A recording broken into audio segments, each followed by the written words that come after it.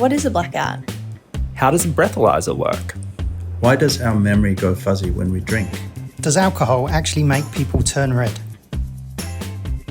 Welcome to It Can't Hurt to Ask, the podcast from Queensland Health exploring all your health questions, concerns and curiosities. This season is all things in my blood, and today we're learning about alcohol. Hi, I'm Lauren, and this episode was recorded on the lands of the Yagara and Turrbal people.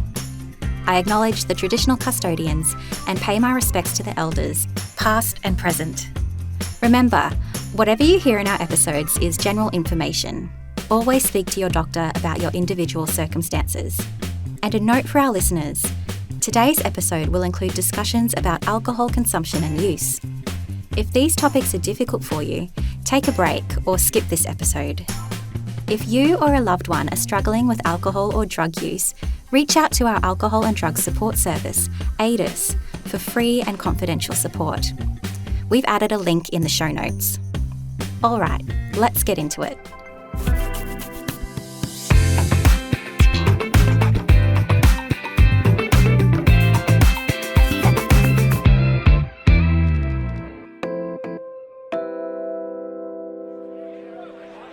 Drinking is a big part of Australian culture and is strongly connected to social situations.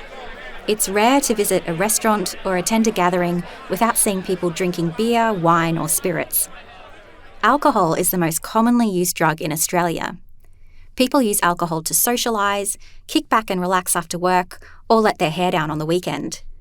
Unfortunately, this all too common substance can cause harm to individuals, families and the broader community. So why is alcohol so often associated with relaxation and celebration in Australia? And what does it actually do to our bodies? Let's find out. My name's Jeremy Hayllar and I'm the Clinical Director of the Alcohol and Drug Service, which forms part of Metro North Mental Health. Located in Brisbane's north, Dr Hayllar and the team provide a range of services for people who are seeking treatment due to their alcohol use. This includes outpatient and inpatient withdrawal management services, counselling, and group therapy programs. To understand the harms of alcohol, you first need to know what it does to your mind and body. So let's dive in head first, or should I say, brain first. When we start drinking, we feel it going to our head quite quickly. We feel a bit dizzy, a bit intoxicated is probably the word. And that's the stage where the alcohol is having effects on the brain. It acts on various neurotransmitters. It increases GABA, which is the main calming transmitter in the brain. So that's the main inhibitory transmitter. Neurotransmitters are chemicals in your body that send messages between nerve cells, muscles, and glands. These messages help you move your limbs, feel sensations, keep your heart beating, and more. As Dr Hayllar said, GABA, or gamma-aminobutyric acid for our neuroscience fans, creates a calming effect in the brain. Alcohol increases GABA, which reduces the ability of nerve cells to communicate with each other. Alcohol also reduces glutamate, a neurotransmitter crucial for your memory and learning, which helps nerve cells pass messages along.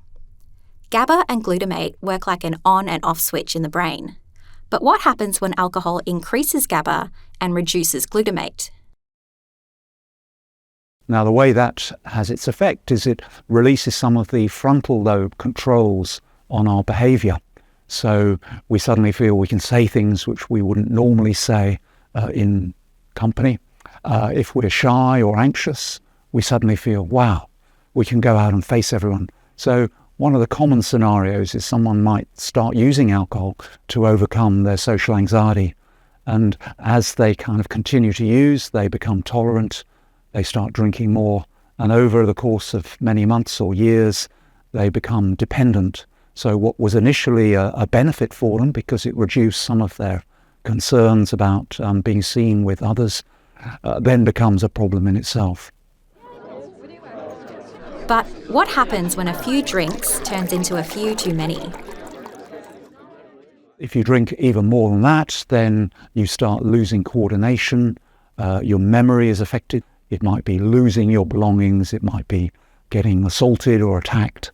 all sorts of things like that, which can happen when the alcohol really is reaching a high level. And the worst case scenario? So if you carry on drinking after that, then you can cause coma and even death. And the example I sometimes use is Amy Winehouse. She died a few years ago at the tender age of 26 or 27. So she'd come out of rehab a few weeks earlier, and while things were going well, something bad happened. So she reached for her chosen drink, which was vodka. She drank a bottle of vodka, and in that process she went into coma and died. So that kind of illustrates the loss of tolerance when you do a withdrawal, and the acute effects of alcohol, which really can be very serious in large quantities. Is that what people mean when they talk about alcohol poisoning? The terms can be thrown around to describe someone who is really drunk or sick from too much alcohol. But what is it exactly? I think broadly you've got such a high level of alcohol in your blood that it's really turning off the normal functions of the brain, so you become comatose because of poisoning, and that may lead to death. So alcohol poisoning really means you've lost consciousness, and there are lesser levels which might manifest in a terrible hangover the next day. Speaking of hangovers, When I was younger, I used to be able to just brush it off quite easily, and sort of next day, feel fine. However, as I've got older, I just suffer from them now. When you talk to people who've had a big night out, the next morning they say they'll never drink again, and they feel absolutely ghastly. And that is the hangover effect, which is a result both of other congeners, they're called, so other factors in the drink, and also the dehydration which comes about when you do drink. You tend to pass more urine than is necessary or appropriate because of, again, alcohol's effects on the brain. and blackouts, alcohol-induced memory loss. What's happening in your brain when you can't remember what happened the night before? I don't love the waking up the next day and the feeling of not really being sure what you said or what you did. I think that's probably the worst experience or memory I have from when I was younger and was drinking more. It's that feeling of, oh God, did I say something stupid? Alcohol seems to be able to switch off the laying down of memories while one is intoxicated. Blackouts occur when alcohol temporarily blocks the transfer of memories in your brain from short to long-term storage. You'll be awake, but memories of events won't form, and they usually can't be recovered. It's as if the events never occurred. It's actually one of the questions I ask patients when they come in to seek treatment, broadly withdrawal treatment. So do you have blackouts? And, most of the patients who've been drinking heavily, in other words, more than, say, 8 or 10 units a day over the long term, will admit that they have blackouts. So they may not have a clear recollection of the events the night before.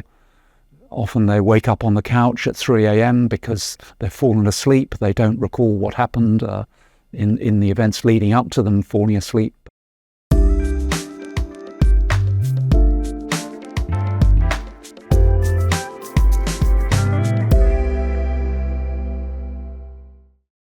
Many of us drink alcohol.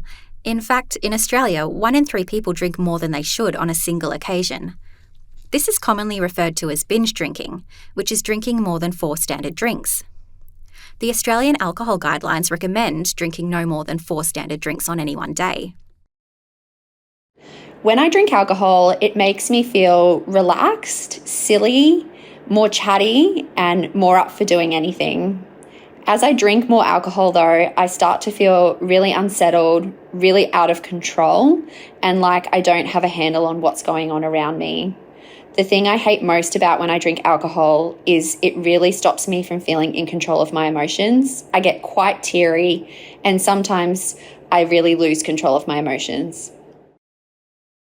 The possible short-term effects of drinking too much alcohol are clear: dizziness, poor balance, poor coordination, drowsiness, impaired judgment, headaches, nausea and vomiting, and mood swings.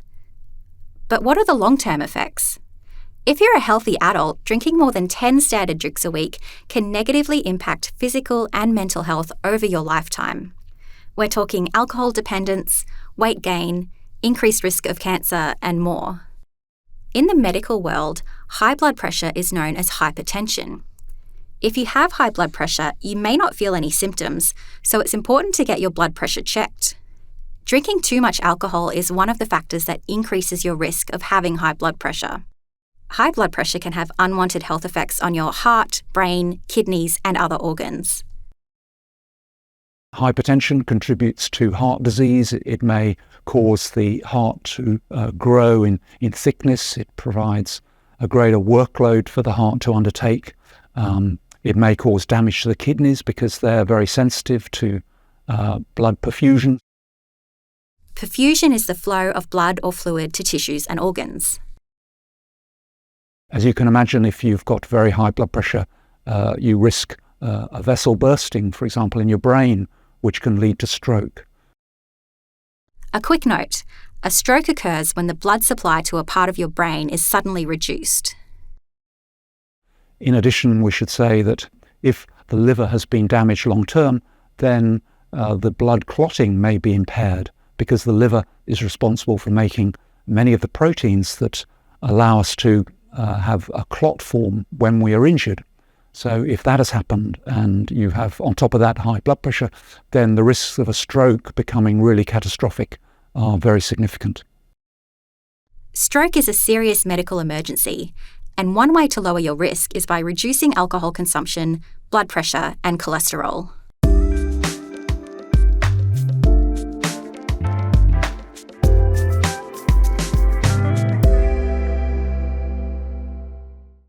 Let's explore how long-term alcohol consumption also impacts your blood and its ability to clot. This podcast series is all about blood, after all. When you've been drinking for a long period, alcohol affects the liver, which makes the clotting factors. And so if you're not making clotting factors adequately, alcohol can cause the spleen to enlarge, basically because of its effect on the liver, and that will cause the platelet count in the body in the bloodstream to reduce. And when that happens, your blood is thin because it bleeds much more easily and for much longer for any particular injury. And what about the effects of alcohol on the developing brain in utero?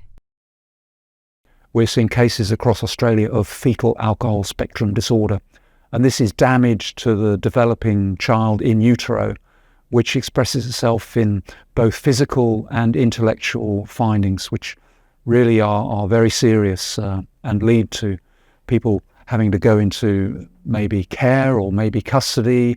Alcohol has those negative effects both on the developing brain in utero and during youth and adolescence. So protecting young people from the effects of alcohol is really important. It reduces their risk of immediate harm and also their future risks of going on to develop alcohol dependence. Stroke, blood thinning, high blood pressure, liver damage, and fetal alcohol spectrum disorder are all serious issues linked to excessive drinking. Overconsumption of alcohol also plays a significant role in accidents, violence, and crime. The reality is, drinking alcohol is never completely safe. The good news? By controlling your alcohol intake and drinking responsibly, you can avoid these harmful effects. If you suspect you or someone you love has a drinking problem, knowing the warning signs and where to find support can also be helpful. But how do you measure your own risk or know if you're drinking too much? One way is to familiarise yourself with the Australian alcohol guidelines, which outline what's considered safe and unsafe drinking. You should have generally a maximum of 2 standard drinks each day, 4 on any single drinking occasion. And if you do the sums, then you will probably be having 1 or 2 alcohol-free days as well. And that is for healthy adults without other issues that may make them more vulnerable to the effects of alcohol. No more than 2 standard drinks a day. Does this surprise you? Counting the number of standard drinks is an easy way to keep track of how much alcohol you're drinking. But it can be hard to work out what a standard drink is when you're out at a restaurant or bar. Let's go back to Dr. Hayllar to learn more. This really depends on the alcohol content of the beverage and the volume. We kind of say that a gold stubby is approximately 1 standard drink. That implies there is 10 grams of alcohol in that container, if you like. If it's a heavy beer, then there's generally 1.4 or even 1.5 standard drinks in a heavy beer. Now, all alcoholic beverages have to have the alcohol content on the label. So when you buy a bottle of wine, it'll say 7, 8, 8.5 units in a 700 ml bottle. And spirits, likewise, a measure of about 30 mils of a spirit typically contains about 40% alcohol, which will be about 10 grams. So like on a night out, I'd usually, if I'm just going down to the pub, I may have sort of like 4 or 5 schooners typically, and then head home. Some evenings when I'm at home and I've, just relaxing or whatever, I might have a couple in the evening time. If you're drinking more than 10 standard drinks a week, or more than 4 standard drinks on any one day, that's considered an unsafe level of drinking. The first thing that I ask patients often is, do you know what the current guidelines say? Because that is kind of setting a safe level of drinking. And of course, most of the patients who present to us for help are well over those guidelines. Having said that though, when people do develop an alcohol dependence, usually the best approach to manage that, having completed a withdrawal, is to aim for abstinence. The reason being, and this is another phrase I use with patients, is look, unfortunately, you've lost your off switch. So as soon as you have one drink, the high likelihood is you'll carry on drinking after that. Whereas maybe your partner or your friends, they can have 1 or 2 drinks and that's it. They stop because they know they've had enough. Dr. Hayllar and his team provide a range of treatments for people with moderate to severe substance use disorders. There are a range of reasons that people present. One of the ways we look at alcohol addiction or dependence is one of the disorders we treat, is that it affects many domains of life. So it may affect work, it may affect the home life, family, it may affect recreation, so you lose interest in other activities, and more you focus on acquiring alcohol, drinking it, and recovering from the use. Social factors can also play a role. We know that men are twice as likely to drink at risky levels compared to women, with men in their 50s being the most likely group.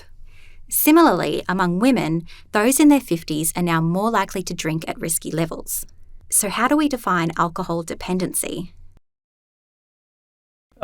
Dependence is probably a preferable word, just because addiction is often shorter to addict, which is stigmatizing and unhelpful. So patients may call themselves an addict. We try not to use that term. When you're developing a dependence, really the substance on which you're dependent becomes more and more important in your life. You neglect other activities, which may be work, family, leisure activities, meeting your friends, and you become more and more focused on acquiring and using the substance. You develop tolerance, so to achieve that altered state, whereas 1 or 2 beers might have done it at the start, you now need 5 or 6 to achieve the same effect. You or someone you know might be drinking too much if they have a strong urge to drink, can't control how much they drink while alone or hide it from members of their household, or struggle with work or relationships.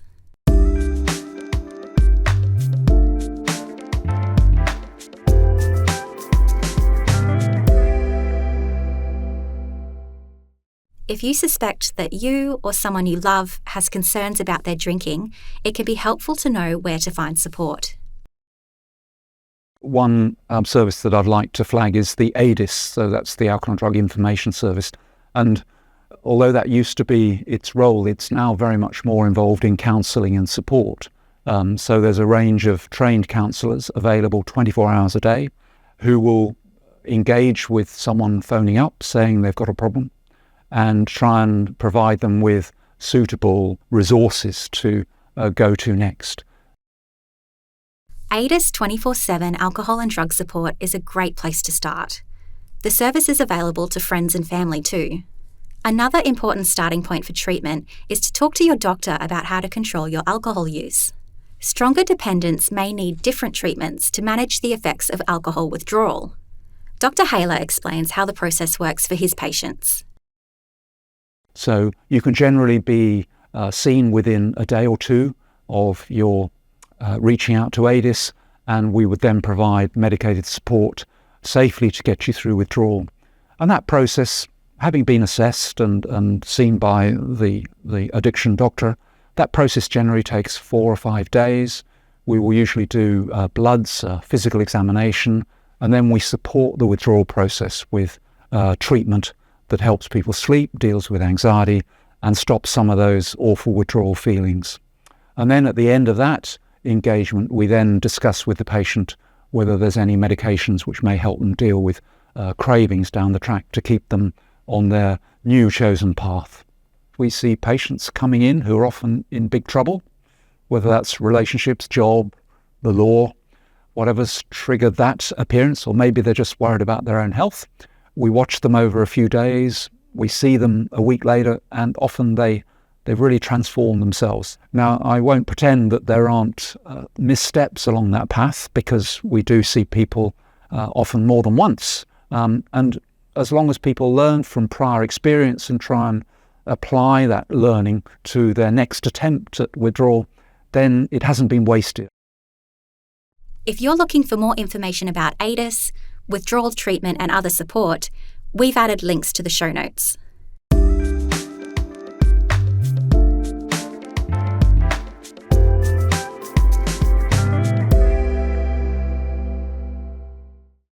Your blood carries the alcohol you've consumed around the body, and it's measured as blood alcohol concentration, or BAC.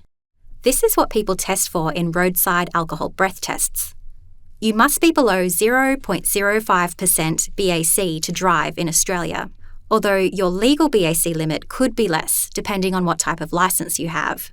The limit shows us that it only takes a low level of alcohol in your blood to cause impairment. With driving, we're talking about impairment to your coordination and attention and your driving skills. Let's see how a blood alcohol meter works. So I brought a breath alcohol meter today to show you how it works. Now, I haven't been drinking, so if I don't get a 0 result, then I'm in trouble. The machine takes a few seconds to switch on, and once it's ready, I will blow into it.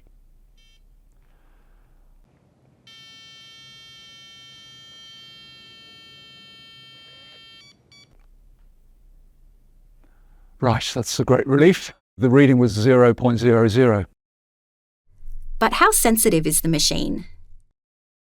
So I've got a little bit of alcohol hand wash here, which tastes all right, not great. But I'm just going to put that in my mouth. Thank you very much. And I will do that again. Now, Dr Hayllar blows into the machine, and the numbers are going up already. So we've reached 0.12, we've reached 0.15, we've reached 0.18. So remember, the limit for driving is 0.05. So that kind of shows how sensitive this machine is. And although we drink large volumes, they're obviously diluted because they're going into our circulation, yet quite low concentrations can have a dramatic effect. And how is it actually picking up the alcohol? It's picking that alcohol up in the air, yes. So as I breathe out, I blow that off my tongue. So the final reading is 0.318. Most people would be under the table at that level. I certainly would be. I'd be unconscious. In a hospital or another setting, you might get a blood test that would measure this. You can measure blood alcohol in a blood test, although if someone can blow in the machine, then that's simpler and quicker. It generally takes the body about 1 hour to process one standard drink. However, 2 people can drink the same amount of alcohol and have different BACs. Your blood alcohol levels can be influenced by your age, sex, body size, liver health, medications, and how much you've eaten.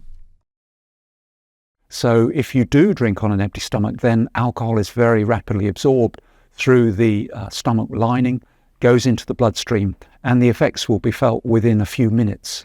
The effect of food is to slow that process down a bit and stop the peak developing. So it's in some way protecting you from some of the effects, though it wouldn't be a strategy I'd recommend. Better to have less alcohol intake rather than to try and compensate with more food.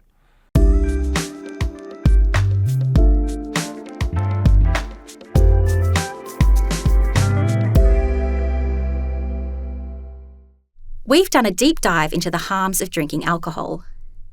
Let's focus now on some of the physical and mental health benefits of reducing your alcohol intake. The main thing I do to avoid alcohol is to just not socialise in those sorts of settings. I like to go out for cups of tea, coffee, and lunch with my friends. I like to go for walks with my friends or hang out with them and their kids. So I'm not really around a lot of settings that has alcohol as part of the social. There are some key benefits to reducing or quitting alcohol Dr. Hayllar sees in his patients. They've actually got an appetite. They can enjoy breakfast and time with the family instead of coping with a severe headache and a hangover and just not feeling like doing anything. So that's a big immediate benefit. They'll also have a clearer memory. So we've talked before about how alcohol affects the memory. So they'll remember stuff they've done, they'll get more done. Another effect, I would say, is on the mood. There was a study done on people going to a rehab in New Zealand with alcohol problems, and of about 200 patients, I think 9 out of 10 were on antidepressants.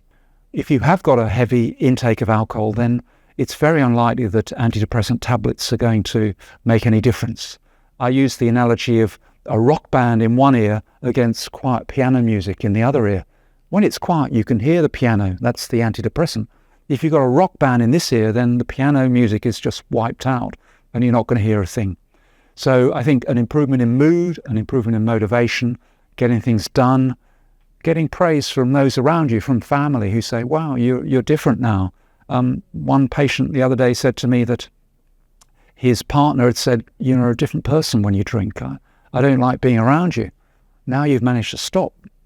You're back to your old self, and that's really welcome. So that sort of support and encouragement, I think, makes a big difference to patients staying with it, because it's not easy. I wouldn't pretend it was easy. It's really quite challenging.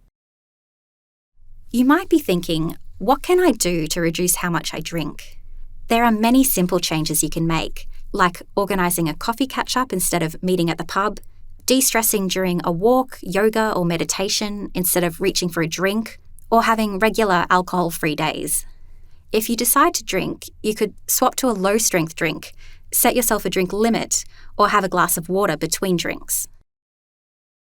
Space your drinks out. Don't drink alcohol because you're thirsty. Drink water because you're thirsty. If you feel that you're letting the side down by not having a drink, then you have a lemon, lime and bitters and you do something different. It doesn't have to be an alcoholic beverage. And if you are staying sober in a group, what you tend to find is that after an hour or two, when everyone has been drinking steadily, there's really no meaningful exchange. People are just giggling and talking nonsense, and you really wonder if this was such a great thing to be doing. So there are many benefits of staying sober. Before we finish, as always, we've got a few myths to bust from your submissions. Does alcohol actually make people turn red? When I was a medical student, I was taught there were 20 physical signs of someone with an alcohol use disorder. The ones we might see in the pub would be plethoric faces, so a reddened face. That seems to be due to dilatation of the superficial vessels under the skin. So there's more blood flow there and people do look bright red. And if you've ever looked at anyone who's been drinking, they typically get flushed. It can affect the hands. There can be changes in the hands, so red palms can commonly be seen. Thank you for listening to this episode of It Can't Hurt to Ask. We've covered a lot, and some of it was quite heavy. So if this episode has brought up any feelings of distress, support is available. You can find resources in our show notes. Thank you to Dr. Hayllar for sharing his expertise with us. New episodes drop every week. If you enjoyed this episode, please rate or review it. Even better, share it with a friend, family member, or colleague who you think would also enjoy this episode. We'll be back in your ears next week. And remember, it can't hurt to ask.